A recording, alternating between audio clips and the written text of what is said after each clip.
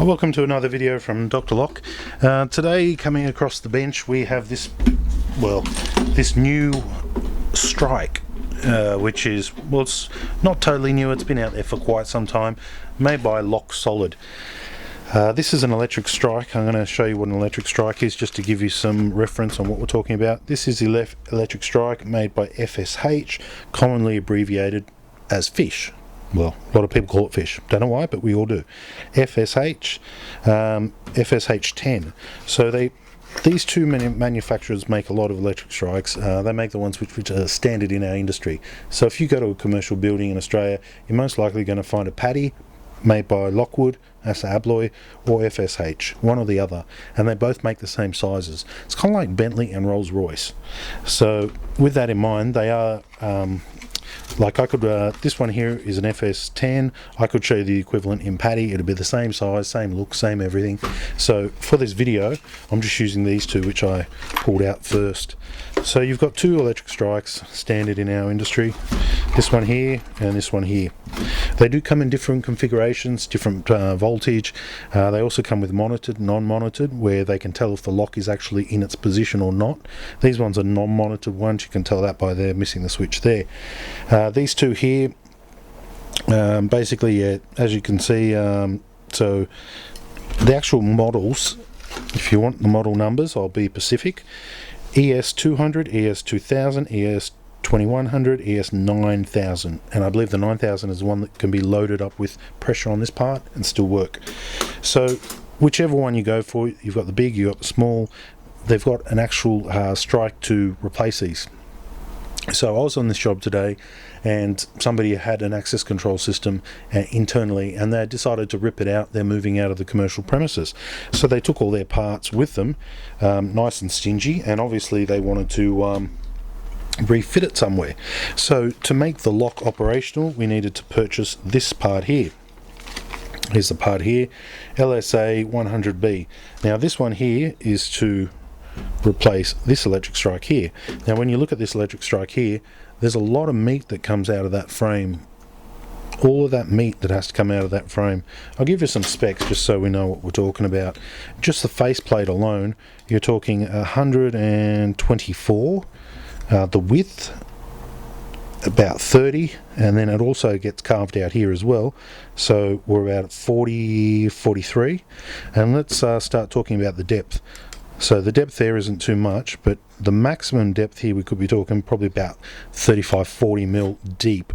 So you've actually literally, to fit one of these, you've got to carve out the faceplate, carve out the lip, and then carve out the depth.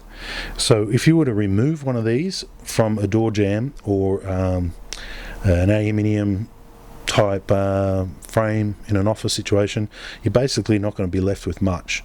And in that scenario, if you do want to go back to a normal lock, which these people did, you'd need a plate like this. Now this plate here is mild steel. It's thick, solid, welded, and then ground down and powder coated. It's a really good product for the price. I mean, I like it. I don't normally fit them too often, but I fitted one today and it took me a whole of about 5 minutes. The reason it took me 5 minutes and not 1 minute was because there was so much meat being taken out of the actual frame. When I sat this in there, this actually fell in a bit. So what I did was I used a couple of screws, and I put a screw here and a screw here to bring it up to the right level, and then I used two big screws right here and right here, giving it the exact position that this position was sitting in previously. So they were able to go back to a mechanical lock. So if this is an electric strike, this must be a mechanical strike. Normally you'd have a strike like a piece of metal like this on the door, then they cut the hole out, they move up to an electric strike, carve out a massive hole. Then if you're going back, you can't use that. You've actually literally got to use one of these special plates.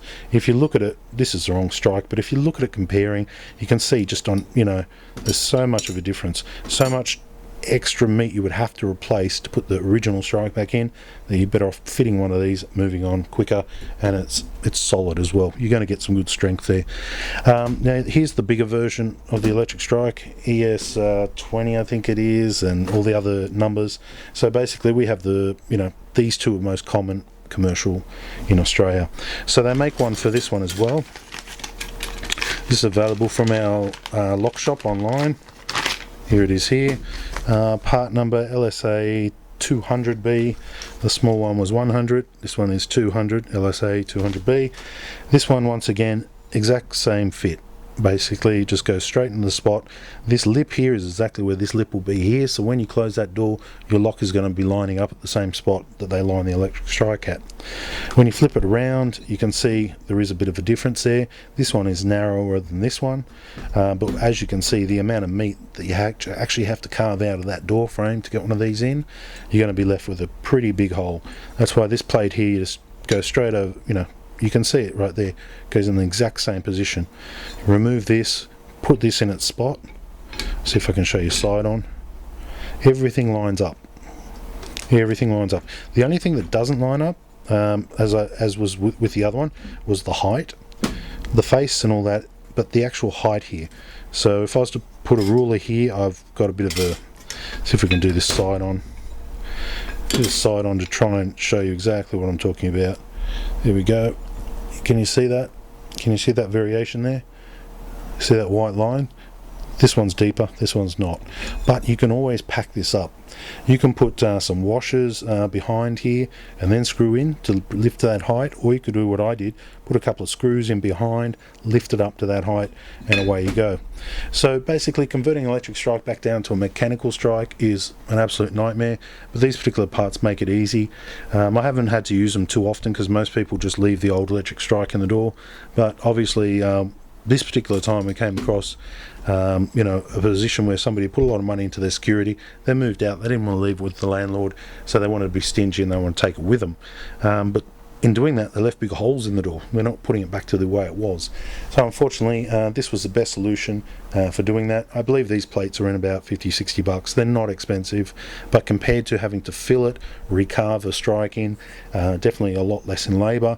The finish is really good. I mean, they're powder coated. These things are made well. They're actually cut, rolled, welded, and then ground down the welds and then powder coated, labelled. So I really like them. It says Lock Solid Australia, so they might even be an Australian product, I don't know. But yeah, that's for the small strike. The big strike available from our lock shop. If you've used them, any comments, please leave them below, and thanks for watching.